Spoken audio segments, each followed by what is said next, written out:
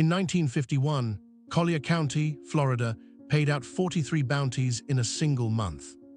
43 rattlesnake tails handed across a county desk in exchange for cash. Government approved, officially encouraged. The program had a budget, paperwork, and public support from the same agricultural agencies that told farmers what to plant, what to spray, and which animals needed to disappear. I found the records by accident.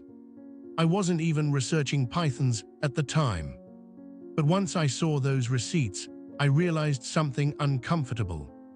I had been looking at the Florida snake crisis from the wrong end of the timeline. Because the story most people know begins in the 1980s. Exotic pet owners, Burmese pythons too large to keep, animals released into the Everglades, a disaster born from negligence. And to be fair, that story is real. But it leaves something out. Something important. Because decades before the first python appeared in South Florida, the state had already been removing something else. Systematically, at scale, with government funding. The python didn't enter a balanced ecosystem. It entered a vacancy. And that changes the story completely. In the last video, we watched a dead farm in England come back to life after humans stopped controlling it. Bird populations exploded, rare species returned, nature recovered the moment pressure was removed. Florida, it turns out, may have run the same experiment in reverse. Not all at once, not intentionally, but layer by layer, policy by policy over decades. And the deeper I looked, the stranger the numbers became. Today, Florida's Python Challenge attracts hundreds of hunters from across America. Last year, 934 people spent 10 days hunting Burmese pythons across the Everglades for a $10,000 prize. They removed 294 snakes. That sounds impressive until you compare it to the estimated population. Between 100,000 and 300,000 pythons. At best, the largest organized python hunt in American history removed less than 1% of the population. And a single female python can lay up to 100 eggs every breeding season. The math doesn't work in humanity's favor anymore. But here's the detail almost nobody talks about. Long before Florida was overrun with pythons, it had already spent decades eliminating its native apex snakes.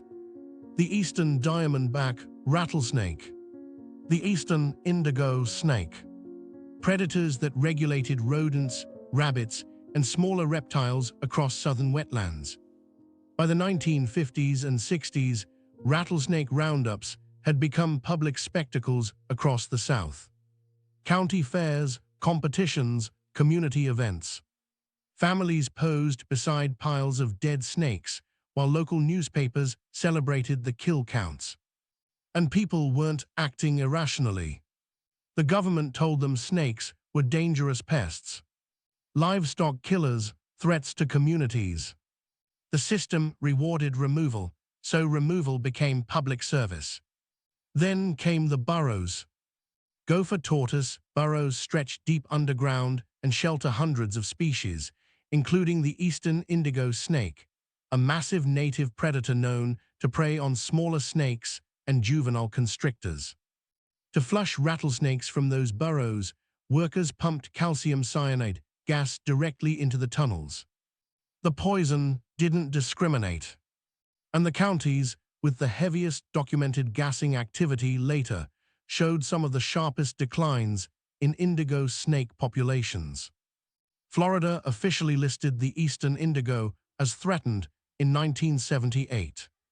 1 decade later, Burmese pythons began appearing in the Everglades. The vacancy came first. The python came second. And once you notice that sequence, it becomes difficult to ignore. Because while native predators were disappearing, another system was expanding at the exact same time. The exotic reptile trade. By the early 1990s, Florida had become the largest importer of exotic reptiles on Earth. Burmese pythons entered legally through licensed dealers, reptile expos, pet stores, and mail-order catalogs. The first serious federal effort to ban python imports began in the late 1990s. The actual restriction didn't arrive until 2012. 12 years. 12 years for apex predators to establish themselves across a 4,000 square mile wetland. And unlike islands like Guam, where invasive snakes were eventually contained within geographic boundaries, the Everglades has no real perimeter. No walls, no edge the python recognizes, which means the response has become increasingly desperate. Heat-detecting drones, robotic rabbit decoys designed to lure snakes towards sensors, specially trained detection dogs tracking python sent through swamp vegetation. And to be clear, these are serious scientific efforts, but they all share the same limitation. They focus on removing individual snakes. Very few efforts focus on restoring the system that once resisted them naturally. That's what makes the Eastern Indigo Reintroduction Program so interesting. Because instead of hunting pythons endlessly, the program attempts to rebuild the missing predator network the Everglades once had. Early data suggests indigo snakes may prey on juvenile pythons, but compared to the funding directed toward drones, surveillance, and large-scale hunts, the restoration effort remains relatively small. And maybe that's the detail I keep coming back to.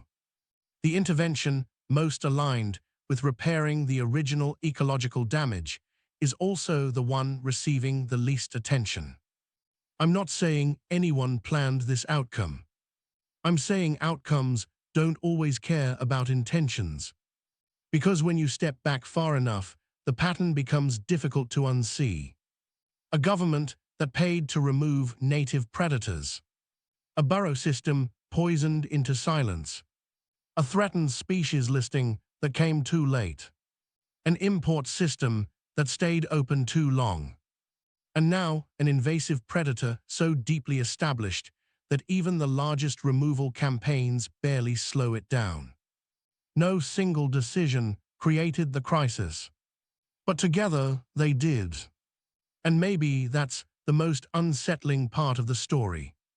The bounty didn't start with the python. It never does.